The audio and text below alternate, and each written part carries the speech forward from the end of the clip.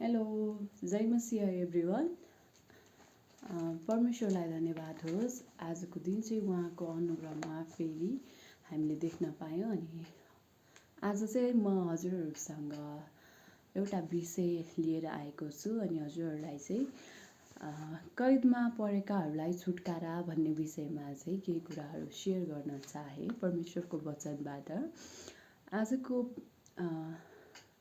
यो विषयमा चाहिँ म हजुरहरूलाई यूहन्ना 18को 38 देखि 40 सम्म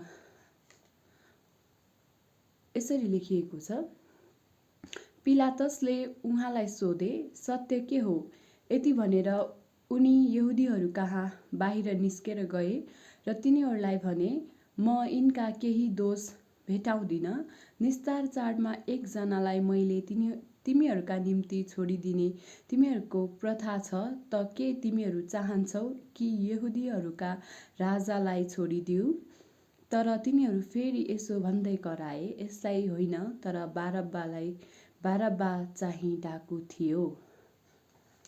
साँच्चै यो यूहन्ना 18को 38 देखि 40लाई हेर्दाखेरि चाहिँ यो घटना चाहिँ जब येशू ख्रीष्टलाई चाहिँ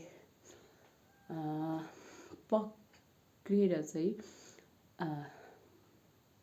यो पिलातसकोमा लगेको थियो। अनि त्यो समयमा चाहिँ साँच्चै यो त्यहाँका यहुदीहरूले चाहिँ येशू ख्रीष्टको कुनै दोष नहुँदा पनि येशू ख्रीष्टलाई चाहिँ उनीहरूले त्यागेर बारब्बालाई चाहिँ छोडिदिनु भनेर उनीहरूले यो जुन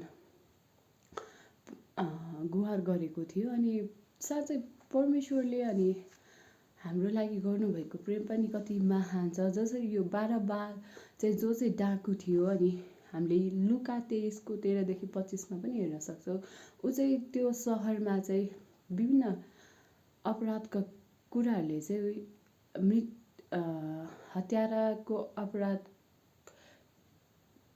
गरेको कारण पनि उसलाई चाहिँ कारागारमा राखेको थियो। तर जुन उनीहरूको निस्तार चाडमा एकजना कैदीलाई छोड्नुपर्ने प्रथामा चाहिँ येशू ख्रीष्टलाई होइन, तर बारब्बालाई छोडिदिनु भनेर यहुदीहरूले चाहिँ बारब्बालाई छोड्न लागेको छ। अनि येशू ख्रीष्टले चाहिँ कुनै गल्ती कुनै दोषै नहुँदा पनि जुन क्रुसमा चाहिँ बारब्बा टाँगिनु पर्ने थियो, अनि त्यो क्रुसमा चाहिँ येशू ख्रीष्ट टाँगिनु भयो। तर बारब्बाको लागि मात्र होइन, सम्पूर्ण मानव जातिको लागि अनि मानव जातिको पापको लागि, किनकि रगतद्वारा मात्र पापको क्षमा हुन्छ। अनि त्यो रगत चाहिँ निर्दोष हाम्रो येशू ख्रीष्टले बगाउनु भयो। अनि यसरी जसरी बारब्बाले चाहिँ त्यो दिन छुटकारा पायो, त्यसै गरी सबै मानिसहरू जो चाहिँ यो संसारको शैतानको कैदमा परेको थियो, अनि उनीहरूले चाहिँ हामीले चाहिँ साँच्चै येशू ख्रीष्टले जुन क्रुसमा रगत बगाउनु भयो, त्यही कारण चाहिँ आज हामी पनि उहाँमा छुटकारा पाएका छौँ। त्यो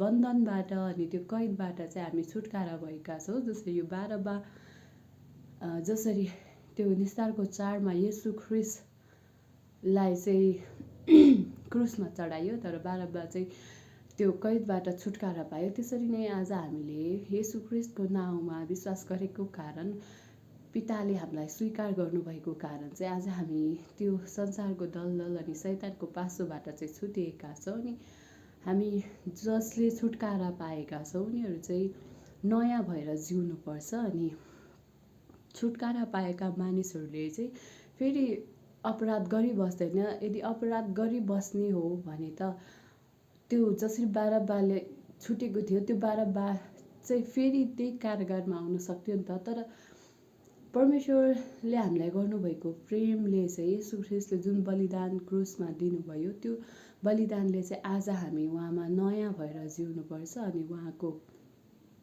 प्रेमलाई चाहिँ आफ्नो जीवनबाट देखाउनुपर्छ।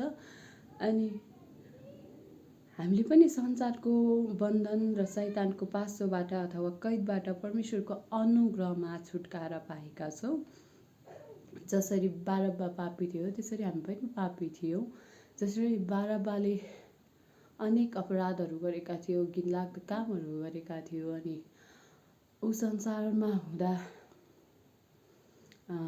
संसारको नियमहरूभन्दा पनि विपरीत थियो। अनि परमेश्वरको नजरमा त झन् एकदम अपराध नै थियो। सबै मानिस चाहिँ पापी नै जन्मिन्छ। अनि उहाँको नाउँमा येशू नाउँमा विश्वास गर्ने हरेकले चाहिँ उहाँमा जीवन पाउँछ। अनि त्यसरी नै आज हामीले जीवन पाएका छौँ अनि मैले जीवन पाएको छु। त्यही भएर हजुरहरूलाई पनि यो सुसमाचार छ अनि यो खुसीको खबर छ। हजुरहरूले येशू ख्रीष्टलाई विश्वास गर्नुहोस् अनि उहाँमा पाएको छुटकारा चाहिँ आफ्नो जीवनबाट देखाउनुपर्छ भन्ने